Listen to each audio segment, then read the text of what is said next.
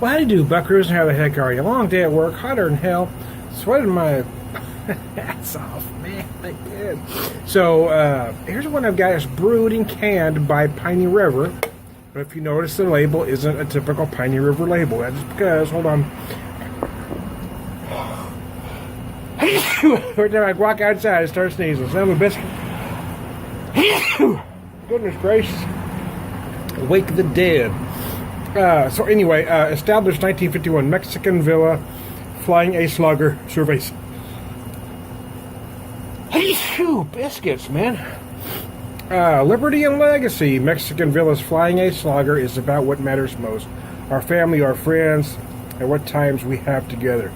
Sharing values and a common goal of a brighter future through faith and hard work, service to our community, and making a difference in big and small ways. We pay special tribute to our nation's military veterans, law enforcement, first responders, and everyday heroes. Our founder, World War II Army Air Corps pilot G.H. Ferguson, is one such hero. We are thankful to all who have served, those that have fallen, and all who stand for and believe in liberty. Enjoy Mexican Villa's Flying Ace Lager responsibly. 5%, 12 IBUs is what I could find on it. I couldn't find ingredients listed, so I'm just going to wing it. Smells like a beer.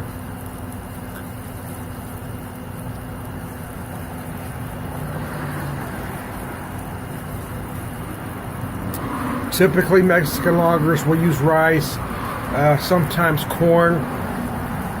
Do I think this has some of those ingredients in it from that one big gulp?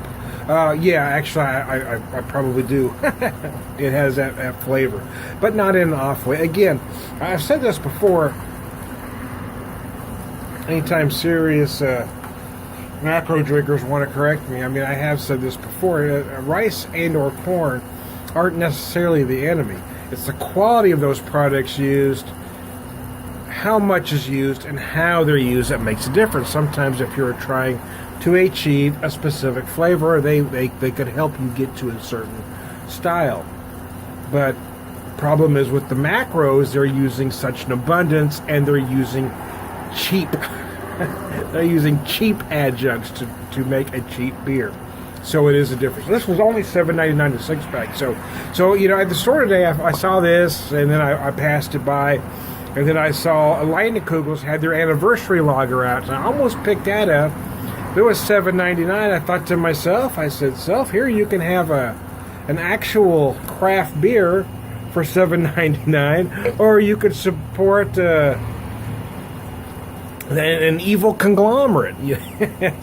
I could keep money somewhat local. Piney River, Mexican Villa is a local chain that started here in Springfield, Missouri. It says here's... I'll get back to that rant later. Let me just finish this one. Mexican Villa's local. Piney River is 2 hours away, so my money can stay in Missouri, or I can give it to a heartless corporation. I'm not necessarily boycotting that corporation, but I don't have to support them. So there you go. That's the difference. In fairness, though, at some point I probably will pick up that lager out of curiosity. It is their anniversary lager at some point. But having the choice today, being able to buy one or the other at exactly the same price, I chose to buy local because it just makes sense.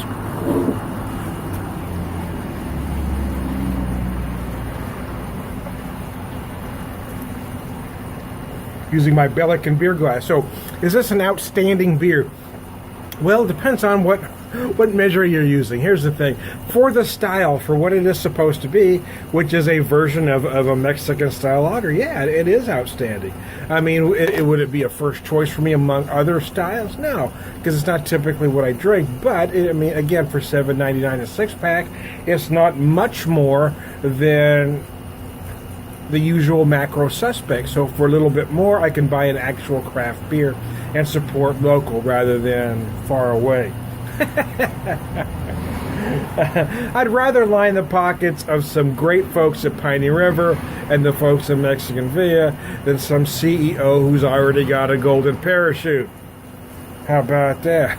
That's an American time. Some people think that way. Some people think what I just said is un-American. Those are the people that don't understand what this country is based. They don't understand the Constitution. They like to pick and choose certain things. Yes, that is American, what I just said. But anyways, I choose to support who I choose to support. My wife found this Bellican glass, I don't know, about 5 years ago now at a Goodwill outlet in St. Louis.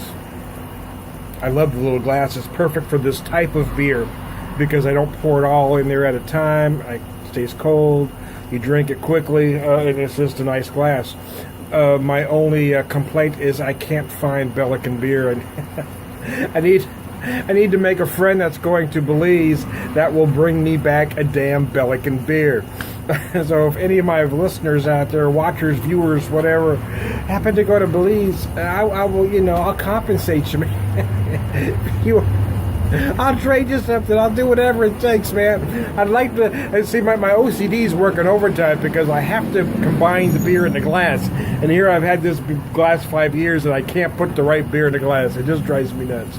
So I was going on about Mexicanville a little bit ago. When I first came to town, now keeping in mind that I came from Southern California, I said, where's some good Mexican food? And I was directed towards Mexicanville. And I have to say that I thought it was the worst food I'd ever had in my life. It was horrible. And it wasn't necessarily, looking back, it wasn't necessarily that the food was bad. It wasn't what I was looking for. And the thing is, it's not really Mexican food. It's not even what some would call a Tex-Mex. It's kind of an Ozarks Mexican. It's a version of it. Resembles Mexican food. But over the years, as I've gotten older, I really love traditional Mexican food. However, I have acquired a taste for Mexican villas, certain things anyway, because it is a certain local flavor. And once you understand what you're getting isn't traditional Mexican food, then you can go in with an open mind. My wife and I usually get one thing and split it. It's either one of two items, either a burrito enchilada style or a Sancho enchilada style. The burrito enchilada style is just a great big tortilla, meat and beans inside, rolled up, and then topped with an enchilada style sauce and their own blend of cheese. And again, it's just that certain flavor. The Sancho is just beef and lettuce inside, and then topped with the cheese. I think they bake it, I don't know, but it gets very melty. Again, the enchilada sauce and the cheese combined gives you that certain flavor that, again, it's certainly not true Mexican food, but at certain times it just tastes good. So there you go. Mexican Villa, Piney River teamed up to do a beer originally just for the 65th anniversary, but now I don't know if they're doing it year-round now or if they just made a certain limited run, but it is available at the restaurants, I believe, and it's available in some stores. Like I said, I just picked it up today for $7.99 a six-pack, so there you go. I'm going to finish this beer before it gets warm. I am Tom the Beer Whisperer.